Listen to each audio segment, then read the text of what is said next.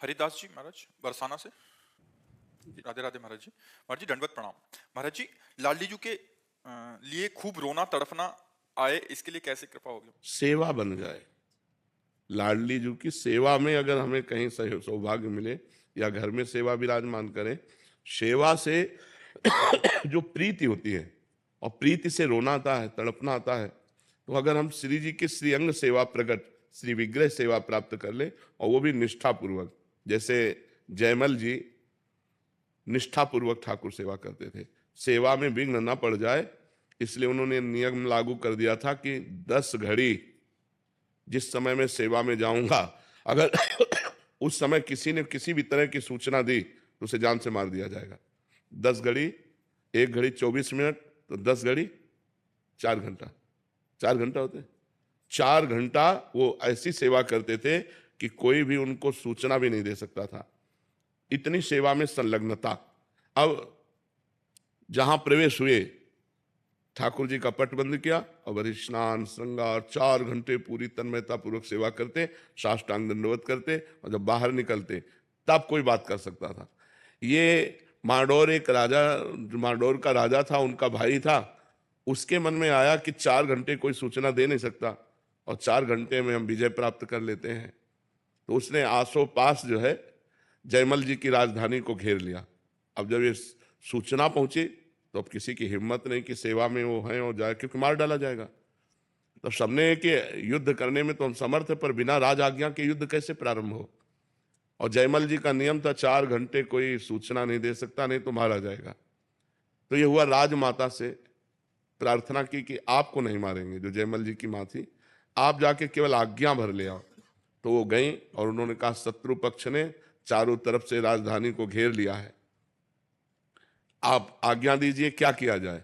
तो उनका राम जो करेंगे वो सब भली होगी, पीछे मुड़कर नहीं देखा, सेवा नहीं रोकी और कहा जो राम करेंगे वो भली ही होगी, भगवान जो करेंगे वो भली ही होगी, जाओ। वो वापस चली गई, तो आज्ञा तो हुई नहीं।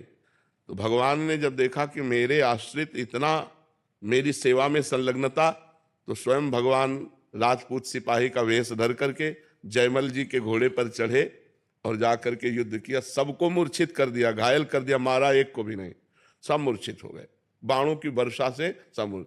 अब जयमल जी जब 4 घंटा अपनी सेवा करके निकले, तब उन्होंने कहा हमारा घोड़ा लाओ, मैं अभी शत्रु पक्ष को उत्तर देता हूं।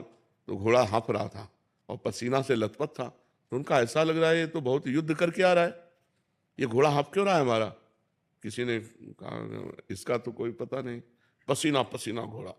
तो दूसरा घोड़ा, राज घोड़े तो बहुत होते हैं, दूसरा घोड़ा मंगाया, और जब वहां गए तो सब मूर्छित पड़े।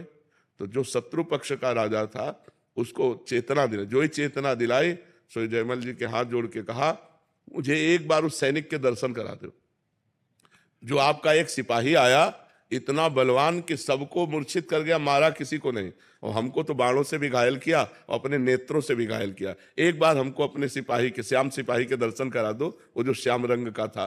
तो जयमल जी ने कहा श्याम रंग का सिपाही, तो उनकी समझ में आया वो तो मेरे भगवान थे जिनकी मैं सेवा में था। लौट के आए, घोड़े की परिक्रमा की, आरती उतारी कि भैया मेरे को तो आज तक दर्शन नहीं हुए, लेकिन तेरे को दर्शन भी हो गए और तेरे को स्पर्श भी प्राप्त हो गया। बार बार घोड़े का आलिंगन किया, घोड़े की आरती उतारी, घोड़े की दंडवत की। तो जब हम भगवान की सेवा में इस तरह तन्मय होते हैं कि हमें कुछ भी हो जाए हम सेवा से नहीं निकल सकते, तब हमें प्रीति हो जाती है और फिर भगवान बाहर ले लेते हैं। अभी मान लो अगर निष्ठा ना होती तो सूचना हो मिलते कि शत्रु पक्ष ने घेर लिया है, तो सेवा छोड़कर युद्ध के लिए, तो फिर यह घटना थोड़ी घटती। इतनी सेवा में तन्मयता हो कि किसी भी तरह से हम सेवा में विक्षेप न सहे, और लाडली जी से हम तो प्रीति हो जाएगी। फिर जिससे प्रीति हो जाती है उससे प्रगट में मिलने का मन होता है कि एक बार प्रगट में मिले, फिर तड़पना, रोना, सिसकना, यही उसको जीने का रास्ता मिलता है। जो भगवत प्रेमी होता है वो तड़पना, सिसकना, रोना, या तो हम सेवा पर विशेष ध्यान दें। हमारी श्री जी राई की सेवा को मेरु के समान समझती हैं, तो फूल सेवा, श्रृंगार सेवा, पोछा सेवा, सोहनी सेवा, जैसे आप बरसाना में विराजते हैं तो लाडली जी के महल में कुछ न कुछ सेवा लिए हैं, प्रगट में श्री ठाकुर जी विराज घर पे विराज, हाँ, तो फिर उनकी सेवा करो खूब। सेवा में, सेवा से ही प्रीति होती है और प्रीति में ही तड़पना रोना होता है।